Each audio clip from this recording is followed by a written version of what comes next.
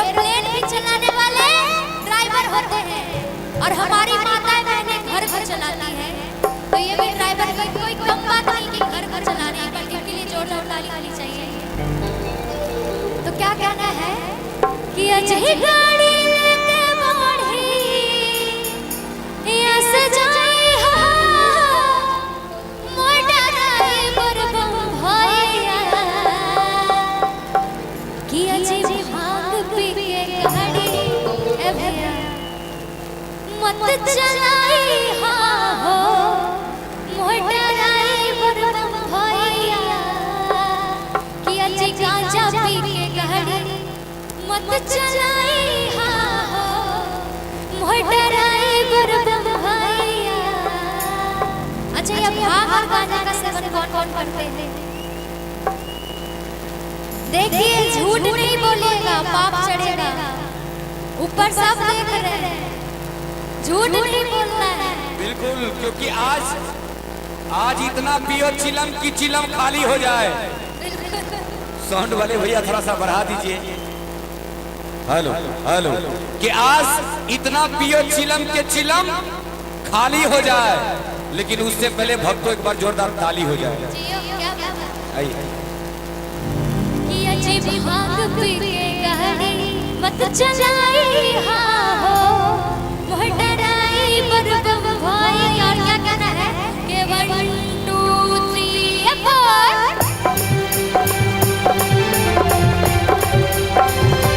बोल बम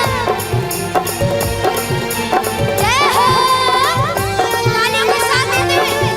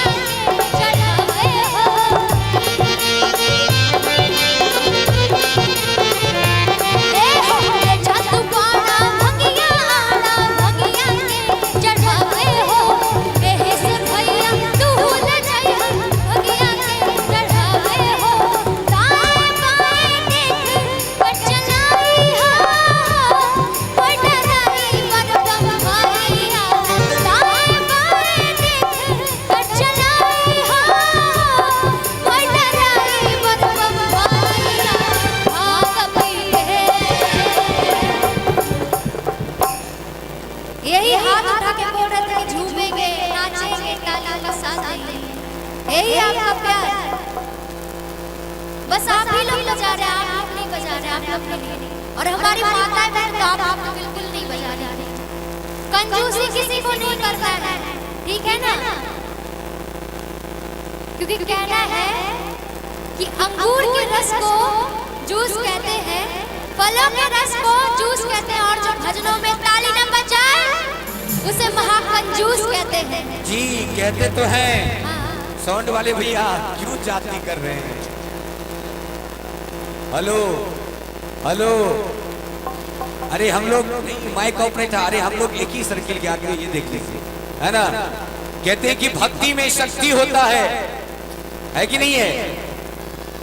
भक्ति में शक्ति है, जिसके अंदर भक्ति है उसके अंदर शक्ति है, और जिसके अंदर पाप है समझ लो आज इस दरबार से उसका पत्ता साफ नहीं करना है ना। एक बार दोनों हाथों को उठाकर दिखा दीजिए ये बात, अब तालियों के साथ बिल्कुल झूमते हुए। कि अच्छी भांग पी के राजा पी के भांग पी के गाड़ी मन चलाई भटराई बरसा जाना भांग पी के गाड़ी मन चलाई भटराई बरसा जाना। जय हो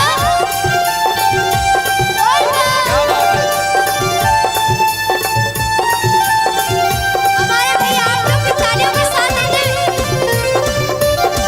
क्या बात है।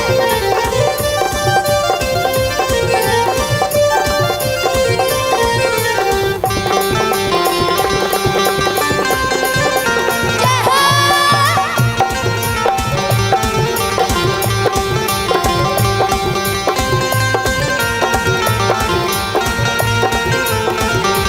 और क्या करना है भैया कि बीते पत्थर पर जिंदगी, कि पीछे पत्थर पर जिंदगी नया राम लगाता।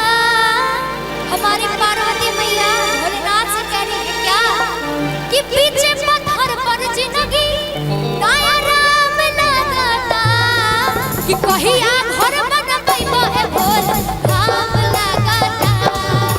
कहिया घर बनबैबो ए भोल राम लगाता।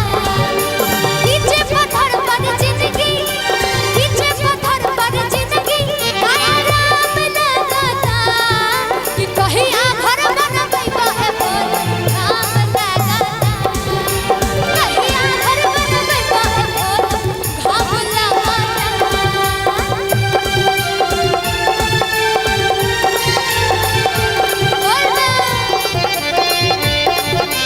झूमते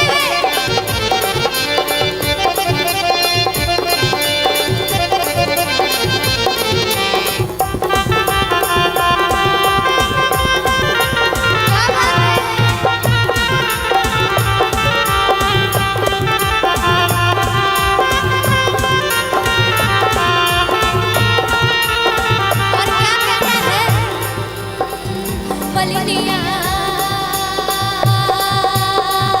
मलिनिया मलिनिया तोंग भइले बसहा उत्पत्ति से। मलिनिया मलिनिया तोंग भइले बसहा उत्पत्ति से।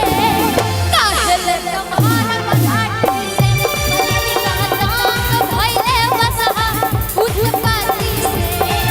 काहेले के भारा बधाई से मारबो के लाठी से जी मारबो के लाठी से मारबो के लाठी से जी मारबो के लाठी से। भैया मजा आ रहा है नहीं आ रहा मजा आ रहा है तो ऐसे नहीं ठीक है ना। मुझे कुछ कहना है आप लोगों के लिए कि गरीबों की जिंदगी को भली भांति सहज देना। ए भोले बाबा गरीबों की जिंदगी को भली भांति सहज देना, और जो आपके भजन में ताली न बजाए उसे अगले जन्म चाइना भेज देना। ताली बजा रहे हैं खूब अभी। चाइना जाना है, जाना है। जिनको जिनको जाना है वो कृपया उन लोगों से दूरी बनाकर रखें, क्योंकि कोरोना का माहौल चल रहा है, कभी भी हो सकता है। नहीं बिल्कुल नहीं जाना है, तीसरा विश्व युद्ध तैयारी पे। अच्छा एक बार हाथ को उठा के दिखाएं तो कौन कौन जाएंगे चाइना। देख लीजिए ये लोग जाने वाले हैं भैया। नहीं जाना है ना, तो क्या कहना है तालियों का साथ देते हुए? मलिनिया मलिनिया तांग भइले बसहा उत्तपाती से काहेले कम्हारा बधाटी से। मलिनिया तांग भइले बसहा उत्तपाती से काहेले कम्हारा बधाटी से।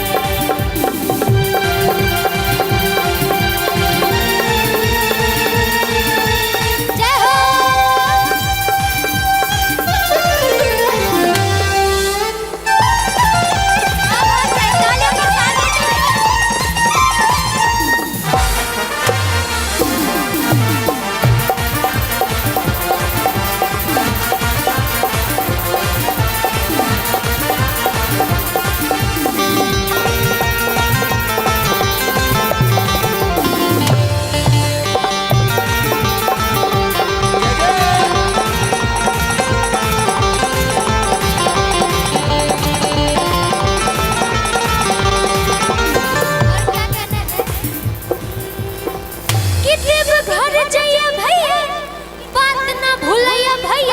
कि कोई हम तो हके समझाई कि देव घर जाइए भैया बात ना भूलिए भैया कोई हम तो हके समझाती समझाती समझाती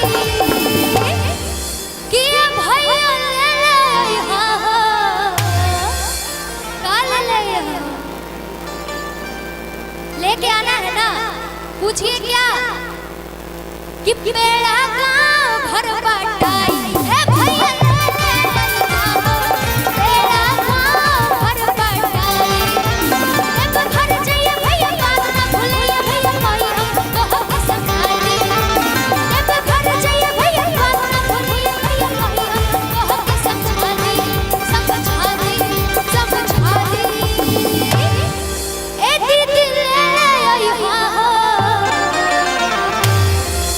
चाची ले ले